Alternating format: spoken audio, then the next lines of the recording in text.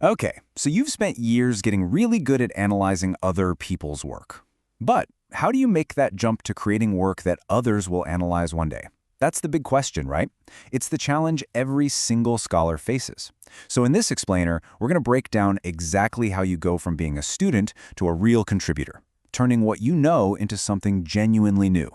This is it. This is the question that really defines a scholar's journey. You've mastered critique. You know the theories. You can break down an argument like nobody's business. But when it comes to producing your own original thought, that can feel like running straight into a brick wall. So, how do you build the bridge to get to the other side?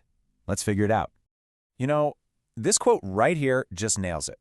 We're not talking about learning a couple of new writing tricks. We're talking about a complete shift in how you see yourself as a thinker. You go from being a consumer of ideas to a producer of them.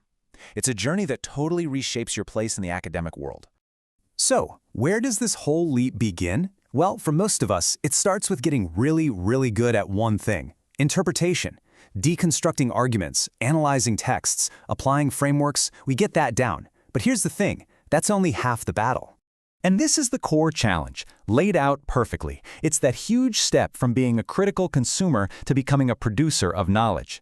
Think of it this way, there's a world of difference between explaining what a famous thinker meant and using their ideas to build a brand new argument of your own. Bridging that gap, that's everything. Now, to help us bridge that gap, modern scholars have this incredibly powerful new tool, artificial intelligence. But here's the catch. To use it right, you have to understand that it's got a dual nature. AI can be your greatest assistant, or it can be your biggest problem. See, AI really has two faces. On one hand, as an assistant, it's amazing. If you get good at prompt engineering, which is basically just asking it the right questions in the right way, it can help you draft, structure your thoughts, and even brainstorm. But the other face, the hazard, it can hallucinate. It will just confidently make up citations and fabricate facts out of thin air. The whole trick is knowing which version of AI you're talking to at any given moment. And that leads to this. The main takeaway is simple, but it is absolute. Technology is there to assist you, not to author for you. The second you let an AI take over the critical thinking part, you've compromised the one thing that gives your work any value at all, your intellectual integrity. That's the line in the sand you can never, ever cross. Right, and that intellectual core is so important. Because beyond all the flashy new tools, the timeless craft of building a solid argument is still the most critical skill you can have. This is where the real, nitty-gritty work of a scholar actually happens. Let's talk about the literature review. So many people treat it like a chore, right? Just a boring summary of what everyone else has already said. But that is completely the wrong way to think about it. A great lit review is actually a dynamic conversation.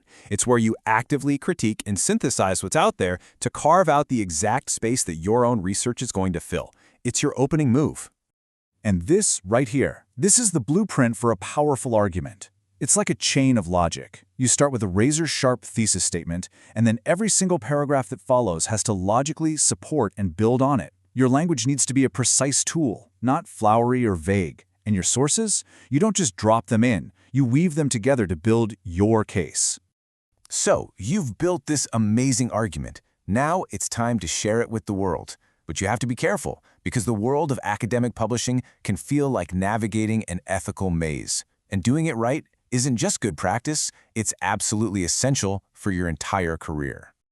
Honestly, knowing the difference between a reputable journal and a predatory one is a crucial survival skill. And it really all boils down to one thing: their goal. Reputable journals exist to spread quality research. Predatory journals exist for one reason only: to take your money.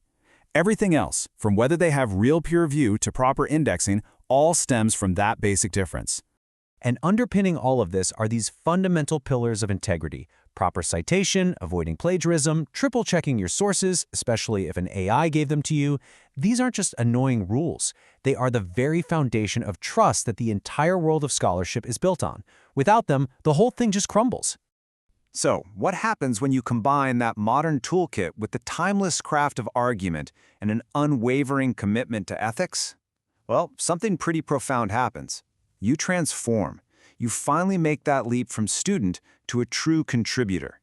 And the results of making this journey are so real, so tangible. Your critical thinking gets sharper, you have a solid command of structure, and you develop a deep sense of ethics.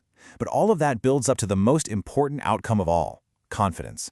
The confidence to know your ideas matter, that they're sound, and that you are genuinely ready to contribute to the conversation. Because in the end, this journey is about so much more than just getting a publication or finishing a degree.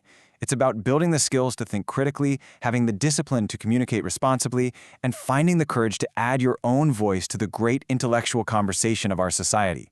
It's about finding that voice and using it to add a new piece to the incredible puzzle of human knowledge.